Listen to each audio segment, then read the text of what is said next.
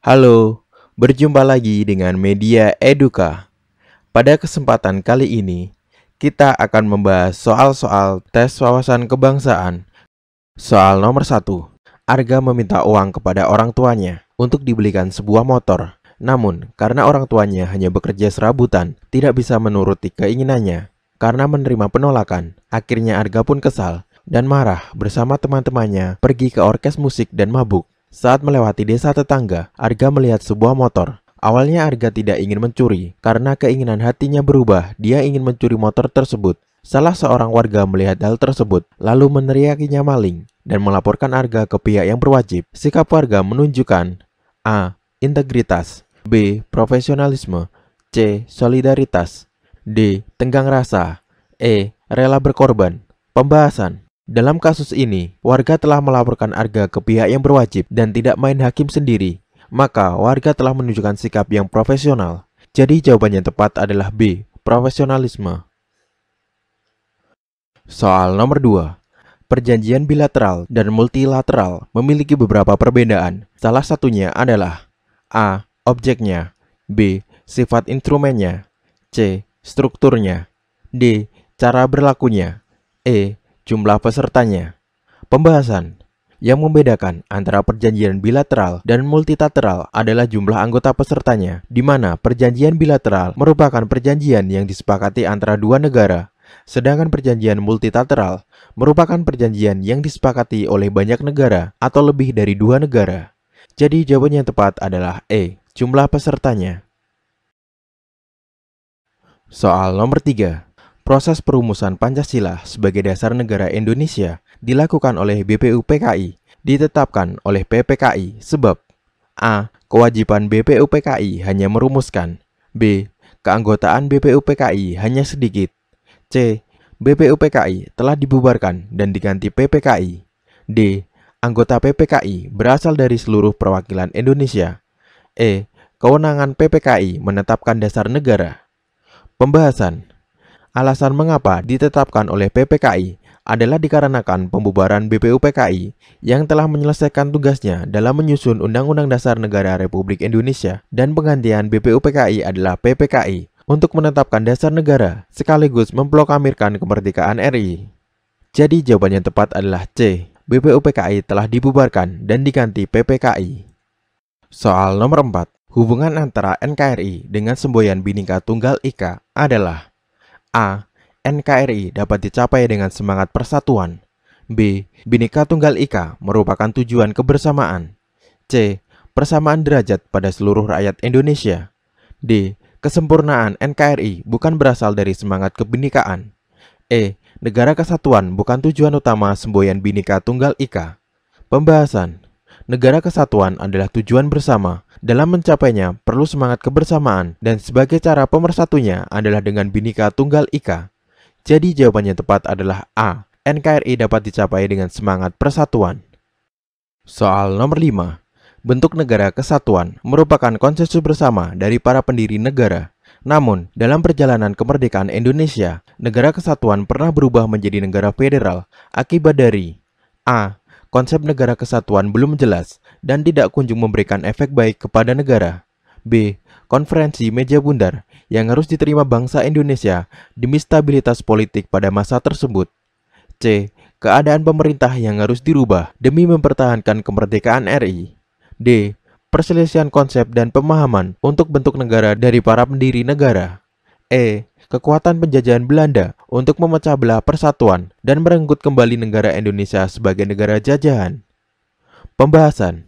Negara kesatuan pernah berubah menjadi negara federal akibat dari hasil konferensi meja bundar yang harus diterima Indonesia untuk melaksanakan bentuk negara federal demi stabilitas politik di kala itu. Jadi jawabannya tepat adalah B. Konferensi meja bundar yang harus diterima bangsa Indonesia demi stabilitas politik pada masa tersebut. Soal nomor 6. Tindakan bullying saat ini menjadi momok yang menakutkan bagi generasi muda. Bahkan bullying bisa dilakukan di mana saja karena arus perkembangan teknologi informasi dan komunikasi yang begitu cepat. Penyebab utama kasus cyberbullying pada era milenial saat ini ditinjau dari pendekatan pilar kebangsaan disebabkan oleh A. Kurangnya kesadaran terhadap hukum, B. Lemahnya pendidikan dasar, C. Minimnya pengawasan yang dilakukan oleh sekolah. D. Kurangnya bimbingan konseling pada peserta didik. E. Lunturnya pemahaman terhadap nilai-nilai Pancasila. Pembahasan. Salah satu faktor utama yang menyebabkan kasus cyberbullying pada era milenial dikarenakan generasi milenial saat ini mengalami penurunan pemahaman terhadap nilai-nilai Pancasila. Akibatnya adalah perilaku-perilaku yang tidak pantas sering terjadi, termasuk cyberbullying. Jadi jawabannya tepat adalah E. Lunturnya pemahaman terhadap nilai-nilai Pancasila. Soal nomor 7. Posisi Indonesia yang strategis menjadikan Indonesia sulit untuk menghindarkan diri dari pengaruh kebudayaan bangsa lain. Sejarah membuktikan banyak negara asing memberi pengaruh budaya kita. Tetapi, dalam perjalanan sejarah kemudian, pengaruh budaya asing tersebut memunculkan kebiasaan dengan segala akibat negatifnya. Pemahaman Pancasila sangat berperan penting untuk mengatasi permasalahan yang dimaksud. Hal ini diwujudkan dengan salah satu fungsi Pancasila dalam menyaring budaya asing adalah sebagai A. Perjanjian luhur bangsa. B. Dasar negara Indonesia. C. Filsafat hidup bangsa. D. Etika hidup bangsa.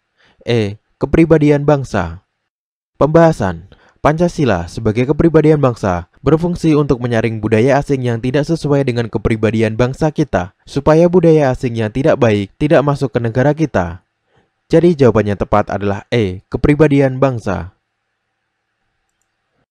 Soal nomor 8. NKRI merupakan negara yang berlandaskan Pancasila. Hal ini merupakan simpulan dari A. Supersemar. B. Pancasila sila ketiga. C. Pembukaan Undang-Undang Dasar 1945 alinea ke-1. D. Pembukaan Undang-Undang Dasar 1945 alinea ke-2. E. Pembukaan Undang-Undang Dasar 1945 alinea ke-4. Pembahasan. Dalam pembukaan Undang-Undang Dasar 1945 alinea ke-4 memberikan penjelasan bahwa tujuan negara dan cita-cita bangsa untuk mewujudkan negara kesatuan Republik Indonesia didasarkan pada Pancasila. Jadi jawabannya tepat adalah E. Pembukaan Undang-Undang Dasar 1945 alinea ke-4. Soal nomor 9. Terjadinya demonstrasi besar-besaran di wilayah Provinsi Papua dan Papua Barat yang disertai dengan aksi persekusi, pengerusakan, dan penjarahan di kantor pemerintahan adalah wujud penerapan penyampaian suara publik di muka umum yang bertentangan dengan Pancasila, khususnya sila ke A. 1, B. 2, C. 3, D. 4, E. 5. Pembahasan. Sesuai butir-butir pada sila keempat, yaitu tidak memaksakan kehendak terhadap orang lain, mengutamakan musyawarah dalam mengambil keputusan untuk kepentingan bersama, dan musyawarah untuk mencapai mufakat diliputi oleh semangat kekeluargaan. Jadi jawabannya tepat adalah D. Sila keempat. Soal nomor 10. Saat terjadi bencana alam tingkat tinggi di suatu negara, banyak negara lain berlomba-lomba untuk memberikan bantuan. Sikap membantu korban bencana alam adalah pengalaman sila ke A. 1, B. 2, C. 3, D. 4, E. 5. Pembahasan. Sesuai butir ke-9 pada sila kedua, yaitu bangsa Indonesia merasa dirinya sebagai bagian dari seluruh umat manusia, dan sebagai umat manusia yang baik, kita harus saling menolong terhadap sesama. Jadi jawabannya tepat adalah B. Sila kedua. Soal nomor 11. Suatu hari di sebuah desa yang daerahnya pegunungan terjadi hujan yang sangat lebat sehingga menyebabkan longsor yang menghalangi bahu jalan. Masyarakat pun bergotong royong untuk membersihkan dan memperbaiki jalan tersebut. Sikap yang dilakukan masyarakat merupakan pengamalan sila ke A. 1, B. 2, C. 3, D. 4, E. 5. Pembahasan. Sesuai butir pertama pada sila kelima, yaitu mengembangkan perbuatan yang luhur yang mencerminkan sikap dan suasana kekeluargaan dan kegotong royongan. Jadi jawaban yang tepat adalah E. Sila kelima. Soal nomor 12. Menghilangkan politik dinasti merupakan contoh perilaku yang sesuai dengan nilai Pancasila, khususnya sila ke A. 1, B. 2, C. 3, D. 4, E. 5. Pembahasan. Politik dinasti dapat diartikan sebagai sebuah kekuasaan politik yang dijalankan oleh sekelompok orang yang masih terkait dalam hubungan keluarga, di mana tidak sesuai dengan butir pertama pada sila ketiga, yaitu mampu menempatkan persatuan, kesatuan, serta kepentingan dan keselamatan bangsa dan negara sebagai kepentingan bersama di atas kepentingan pribadi dan golongan. Jadi jawaban yang tepat adalah C, sila ketiga. Soal nomor 13. Sikap dan perilaku positif yang menjunjung tinggi nilai-nilai kemanusiaan di bawah ini yang bukan sehubungan dengan Pancasila sebagai ideologi terbuka ditunjukkan dengan sikap berikut antara lain: A. Memperlakukan manusia atau orang lain sesuai dengan harkat dan martabatnya sebagai makhluk ciptaan Tuhan Yang Maha Esa. B. Mengakui persamaan derajat, hak, dan kewajiban asasi setiap manusia dengan membeda-bedakan suku, keturunan, agama, jenis kelamin, kedudukan sosial, dan sebagainya. C. Mengembangkan sikap saling mencintai sesama manusia, tenggang rasa, dan tidak semena-mena terhadap orang lain. D. Gemar melakukan gerakan kemanusiaan seperti tolong-menolong terhadap orang lain, memberi bantuan kepada yang membutuhkan, dan menolong korban banjir. E. Menghargai hak asasi manusia seperti menghargai mereka kaum disabilitas agar dapat memperoleh pekerjaan yang layak. Pembahasan. Perhatikan soal dengan lebih teliti. Dalam soal di atas ada kata bukan, maka jawabannya adalah yang kecuali atau yang kurang tepat. Pada pilihan jawaban di atas, jawaban yang kurang tepat ada pada pilihan B, dikarenakan ada kalimat dengan membeda-bedakan. Harusnya, untuk menjunjung nilai tinggi-tinggi kemanusiaan adalah tanpa membeda-bedakan. Jadi jawaban yang tepat adalah B. Mengakui persamaan derajat, hak, dan kewajiban asasi setiap manusia dengan membeda-bedakan suku, keturunan, agama, jenis kelamin, kedudukan sosial, dan sebagainya. Soal nomor 14. Perhatikan kalimat-kalimat di bawah ini. 1. Pemberian penghargaan dapat menstimulasi semangat berkarya pemuda. 2. Kurangnya apresiasi dapat mengakibatkan malasnya pemuda dalam berkarya. 3. Aris menabung dengan tujuan ingin membeli mobil baru. 4. Bu Ani menyeduhkan teh hangat yang sangat manis sekali ke dalam cangkir kami. Kalimat yang tidak efektif ditujukan pada kalimat nomor A. 1, B. 2, C. 3, D. 4, E. Tidak ada. Pembahasan. Kalimat yang tidak efektif ada pada nomor 4, dikarenakan pada kalimat itu ada dua kali penegasan pada kata manis, yaitu sangat dan sekali. Seharusnya satu kali penegasan saja sudah cukup, sangat manis atau manis sekali. Jadi jawabannya tepat adalah D, nomor 4. Soal nomor 15. Kerasnya upaya kami dalam menjuangkan nasib para buruh akhirnya sedikit membuahkan hasil yang signifikan. Kesalahan penggunaan kata dalam kalimat di atas ialah: A. Kerasnya seharusnya sekerasnya. B. Menjuangkan seharusnya memperjuangkan. C. Akhirnya seharusnya akhiri. D. Sedikit seharusnya sedikit mungkin. E. Membuahkan seharusnya membuahi. Pembahasan. Kata yang kurang tepat adalah menjuangkan, yang seharusnya memperjuangkan. Dalam KBBI, kata memperjuangkan memiliki arti berjuang merebut sesuatu. Sama halnya dengan kasus soal di atas, adalah berjuang untuk nasib para buruh. Jadi jawaban yang tepat adalah B, menjuangkan seharusnya memperjuangkan. Selain rasa cinta terhadap bangsa, upaya bela negara harus berdasarkan rasa kesetiaan. Berikut ini bentuk kesetiaan terhadap bangsa dan negara nampak pada: A. Mengikuti upacara kemerdekaan. B. Skeptis pada perubahan zaman agar budaya tidak tergerus. C. Membiarkan pengaruh asing yang mengancam ideologi. D. Mengembangkan budaya-budaya asing yang lebih baik. E. Lebih memilih kualitas produk luar negeri dibandingkan mencoba produk dalam negeri. Untuk dapat menjawab soal ini, Sobat Media Eduka perlu mengetahui bahwa kesetiaan terhadap bangsa juga ikut berperan karena upacara kemerdekaan menampilkan segala bentuk perjuangan rakyat Indonesia dalam memperjuangkan kemerdekaan agar negara tidak dijajah kembali. Jadi jawabannya tepat adalah A. Mengikuti upacara kemerdekaan. Negara menjamin kepada warga negara Indonesia untuk ikut serta bergabung dalam usaha pembelaan negara. Perwujudan tindakan tersebut pada era saat ini adalah: A. Menciptakan lagu bela negara. B. Mendaftarkan diri menjadi anggota TNI atau Polri. C. Peduli terhadap ideologi agar tetap terjaga keasliannya. D.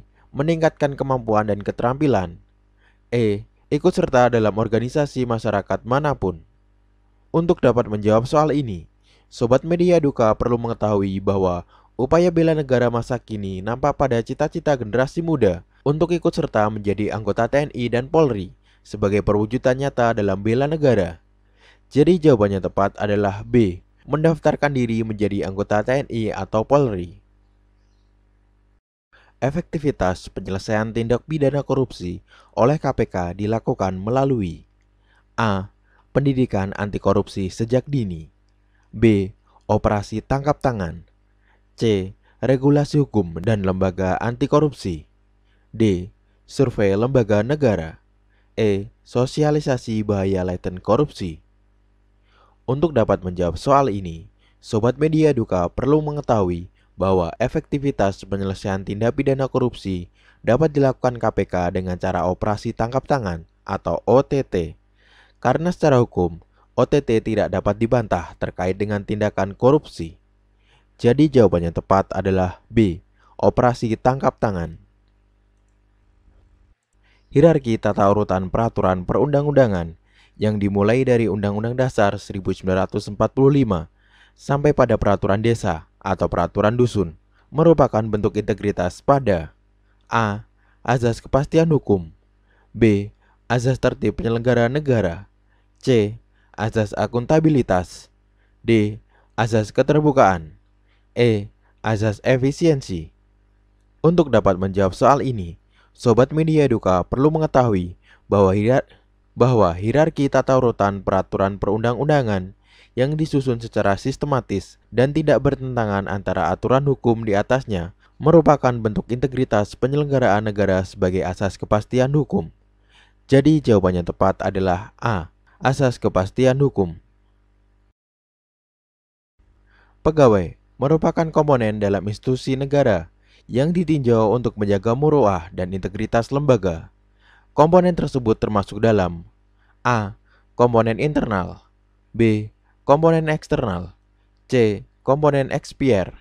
D. Komponen koreksi. E. Komponen struktural. Untuk menjawab soal ini, Sobat Media Eduka perlu mengetahui bahwa pegawai menjadi salah satu komponen dalam institusi untuk menjaga muruah dan integritas lembaga, termasuk dalam komponen internal. Jadi jawabannya tepat adalah A, komponen internal. Terima kasih telah menonton video ini. Semoga bermanfaat untuk kita semua. Jangan lupa like, share, dan subscribe.